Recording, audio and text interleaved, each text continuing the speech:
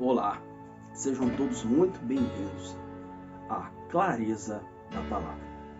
Um programa esse com o intuito de deixar muito bem claro o que a Bíblia nos transmite, o que a Bíblia traz para nós com relação ao desejo de Deus para a nossa vida. E nesse momento, eu queria trazer especialmente para vocês sobre o tema desejo. O que Deus deseja de nós? O que Deus pensa a respeito de nós? O que Deus tem no seu coração de vontades e desejos para com a nossa vida, para com aquilo que nós temos para entregar para Ele? Então, pensando nisso, eu trouxe algumas coisas muito simples, mas que para algumas pessoas ainda não tem uma clareza. Como é o nome do programa, eu quero sempre trazer aqui para vocês clareza sobre as grandes questões que aparecem na Bíblia Sagrada com relação ao nosso respeito. Tudo bem? Então vamos nessa.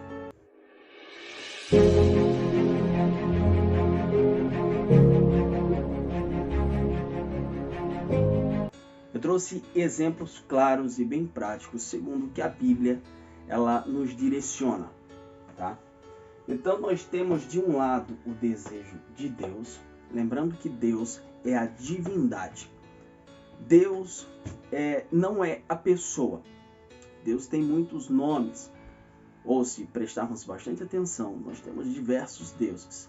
Mas o Deus ao qual me refiro é o Deus bíblico, o Deus de Israel, o Deus todo-poderoso, onipotente, onipresente e onisciente.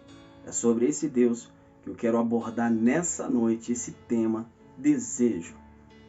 De um lado nós temos o desejo de Deus para com a nossa vida.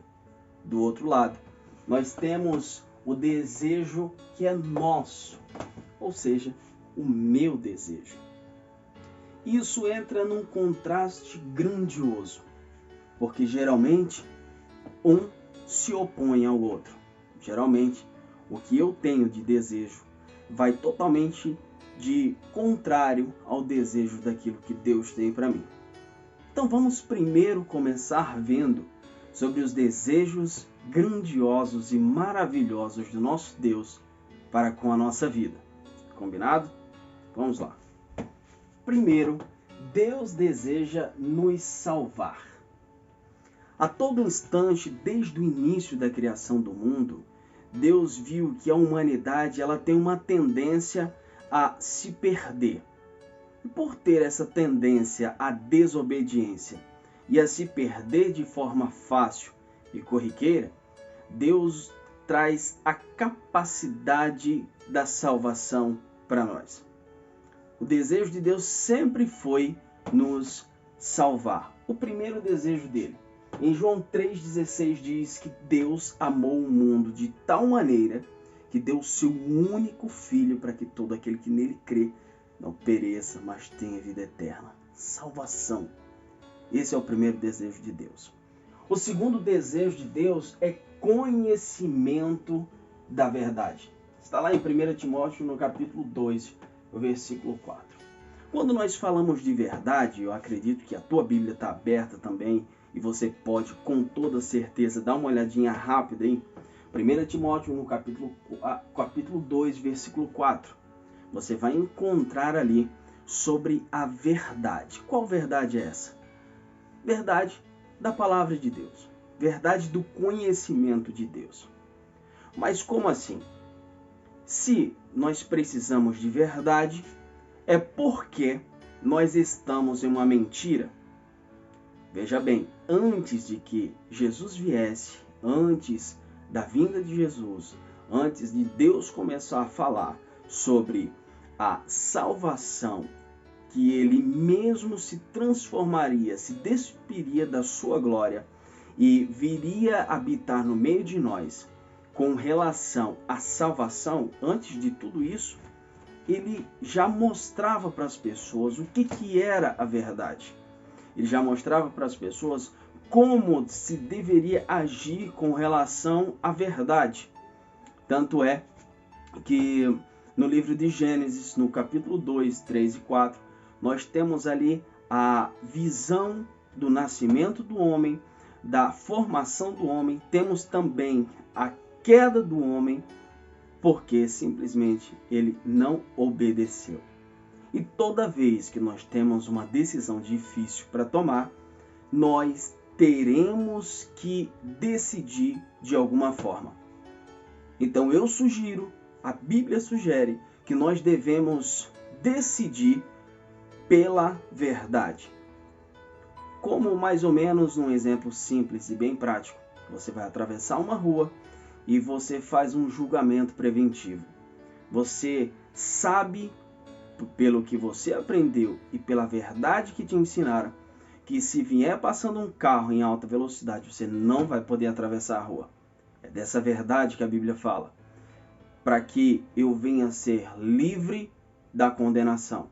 Para que eu venha a ser livre das coisas que vão me machucar, vão me agredir e vão fazer com que eu perca o que eu tenho de melhor dentro de mim. A Bíblia nos orienta a fazer as coisas com verdade. E a Bíblia também fala que a verdade é a palavra de Deus. Em João capítulo 17, no versículo 17, fala assim: Senhor, guarda-os na tua verdade. Aí ele conclui maravilhosamente dizendo assim: a tua verdade, a tua palavra é a verdade. Então ele nos guarda na verdade, assim como 1 Timóteo, no capítulo 2 e o versículo 4. Dá uma olhadinha aí, não esquece. A terceira coisa que Deus deseja para nós é, sem dúvida alguma, o arrependimento. Em 2 Pedro 3,9, nós podemos ler assim, ó: o Senhor não retarda a sua promessa, ainda que alguns a tenham por tardia. Ele é longâmino para convosco, mas não querendo que ninguém se perca, senão que todos venham arrepender-se. Então o desejo de Deus é que ninguém se perca. Mas para que ninguém se perca, nós temos uma condição simples e básica aqui. E a condição é arrepender-se. O que é arrependimento? Eu estou indo em direção a um abismo, eu me arrependo daquele caminho que estou trilhando e faço uma conversão de rota. Então eu vou para um lugar onde não tem um abismo, que não irá me fazer sofrer, que não irá me deixar triste e que não me tirará das promessas do nosso Deus. Tá bom? Então nós temos aqui, como quarto desejo de Deus, é salvar o ímpio da morte. Gente, Deus não tem prazer nenhum na morte do ímpio. Deus não tem. E se você ler lá no livro de Ezequiel, no capítulo 18, versículo 23, tenho eu alguma satisfação na morte do ímpio? Diz o Senhor Deus. Não desejo antes que ele se converta dos seus caminhos e viva? Então, o que nós percebemos? Que um dos desejos principais de Deus é que ninguém se perca, mas simplesmente tenha uma mudança de vida. E para essa mudança de vida acontecer, ele precisa tomar uma decisão. E a decisão aqui é bem clara, em Ezequiel capítulo 18, versículo 23. Você precisa se converter. Você precisa pensar diferente do jeito que você pensa hoje. Você precisa trilhar um caminho diferente do caminho que você trilha atualmente.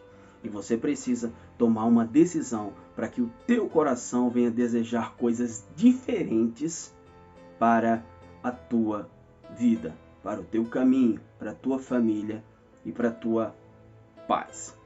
Tá bom? O quinto desejo de Deus é que todos venham andar na luz.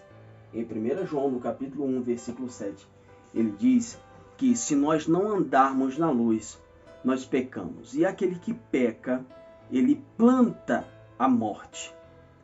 Aquele que peca dissolutamente, aquele que faz as coisas ruins, como, por exemplo, você que tem a prática do pecado, por livre e espontânea vontade, por desejo, que mais ou menos eu tenho alguns exemplos aqui. Foi me dado alguns exemplos no livro de Mateus, no capítulo 15, e o versículo 19. Exemplos estes que são pecados que são do corpo, são coisas naturais, da natureza humana, e entre elas que procede do coração, como os maus pensamentos, os crimes de morte, os adultérios, as imoralidades sexuais e roubos, mentiras, calúnias, língua grande, inventar história, uma soberba, matar as pessoas na fé. Tem uma série de exemplos de pessoas que não andam na luz. Você não andando na luz, você vai estar satisfazendo a sua carne. O desejo de Deus é que você ande na luz. A luz é Cristo. Cristo é quem ilumina o caminho das pessoas, ilumina a casa das pessoas e não a outro. O sexto desejo de Deus é nos alertar sobre um futuro onde nos trará lágrimas e sofrimento, só que dessa vez eterno. Então ele nos alerta no livro de Romanos, no capítulo 8, versículo 13, a viver segundo a carne gera morte. Romanos capítulo 8, versículo 13, ele nos orienta que viver segundo a carne gera a morte em nós. Mas viver segundo o Espírito tem gerado em nós vida. Irá gerar em você vida. Pode mudar e transformar a vida de quem quer que seja. Isso é importantíssimo. Guarde isso no seu coração. Por outro lado, já que nós acabamos de ver o desejo de Deus, agora nós vamos ver o desejo que é nosso. O meu desejo, a minha vontade. E a minha vontade começa na vontade natural. O meu desejo antes do nascimento, antes do novo nascimento, melhor dizendo. Porque quando nós nascemos de novo, quando nós seguimos a Cristo e aceitamos Ele como o único e suficiente Salvador da nossa alma, nós nascemos de novo. E por nascer de novo, somos uma nova criatura. Tudo isso que eu vou falar para vocês é antes da nova criatura. É antes de eu me transformar numa nova pessoa. Entenda. Eu tenho desejos naturais, que são desejos do ser humano.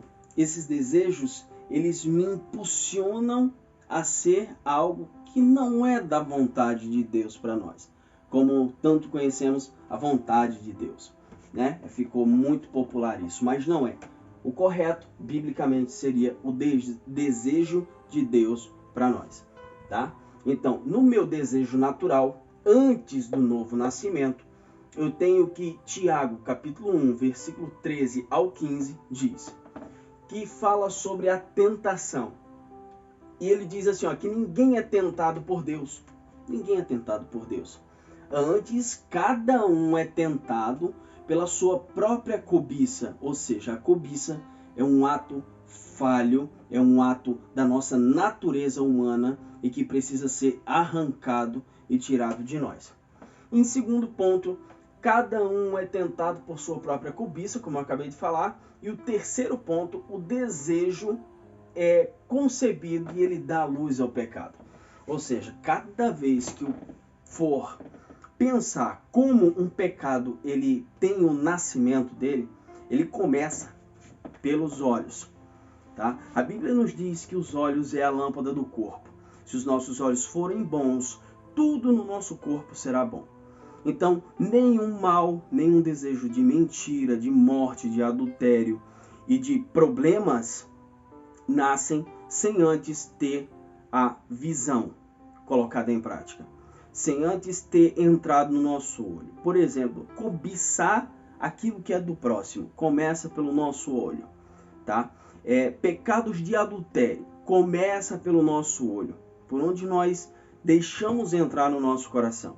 Porém, depois que entra em nós, se nós não formos uma nova pessoa, uma nova criatura, o que vai acontecer é que nós vamos começar a conceber, vamos começar a gerar esse tipo de pecado em nós. E irá fazer uma bagunça horrível na nossa vida espiritual, na nossa vida material, na nossa vida financeira, na nossa família. Se não tivermos cuidado, se não tivermos alerta sobre isso, se não tivermos um novo nascimento, nós com certeza pereceremos. Ou você vai dizer que não conhece uma pessoa que, uma família linda, praticamente que perfeita, se separaram do nada. Não existe separação do nada. Isso é um processo. A separação é um processo que geralmente tem a sua raiz na falta de alguma coisa. Falta de companheirismo, falta de respeito, falta de honestidade, falta de administração, falta de caráter. Tudo isso acontece em meio a uma separação e são raízes de amargura que envolvem aquelas duas pessoas ali e não se suportam mais. Por quê? Porque antes do novo nascimento nós vivemos para nós, não vivemos para Deus, não vivemos para a glória do Senhor, nós vivemos para nós. E isso nos causa muitas dores, isso nos causa muitos problemas, ao qual podemos simplesmente aceitar a salvação de Cristo, a salvação do Senhor Deus, que foi manifesta em Cristo Jesus. Podemos aceitar essa salvação e ter a nossa vida transformada. Por enquanto, vamos ficar como se não tivéssemos conhecido Jesus ainda, tá? Nós temos o desejo natural que é do corpo, que é do ser humano, tá bom?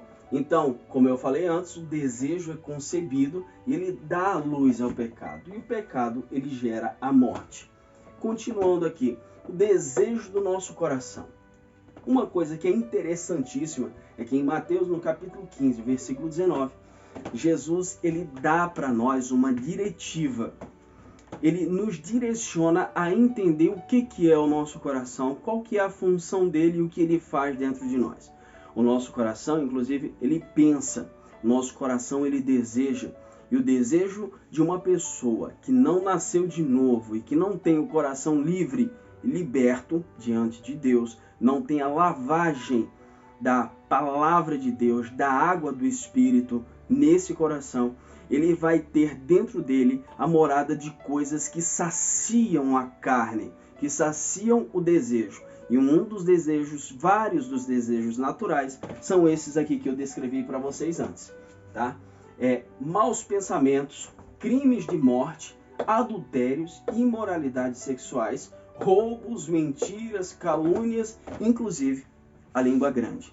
No livro das palavras estará lá tudo aquilo que você falou, tudo aquilo que você falou diante da pessoa, por trás da pessoa, ou que você maquinou em projeto para fazer com que uma pessoa fosse caluniada, com que uma pessoa fosse tirada de cena, ou que uma pessoa fosse deixada de lado, porque o teu próprio egoísmo não aceita que essa pessoa seja um pouco, digamos, brilhe mais do que você, ou que tenha alguma coisa que você não tem. Você não aceita isso. Então, você vai com toda certeza ser julgado pelas suas palavras e pela língua que você tem. Beleza? Você não pode esquecer disso de jeito nenhum, porque a tua vida depende disso. Uma vida espiritual, ela depende disso. E depois eu vou trazer para vocês o que acontece sobre quando você decide deixar isso e coloca a tua vida diante do Espírito de Deus. Coloca a tua vida, quando você se converte, que são os desejos espirituais. É isso que eu vou trazer para você no próximo episódio aí dessa clareza da palavra. Tá bom? Gratidão a Deus pela vida de vocês. Muito obrigado pela paciência de ter ficado até aqui. E se você gostou desse vídeo, compartilha, entrega para outras pessoas, que com certeza Deus vai te abençoar por causa disso.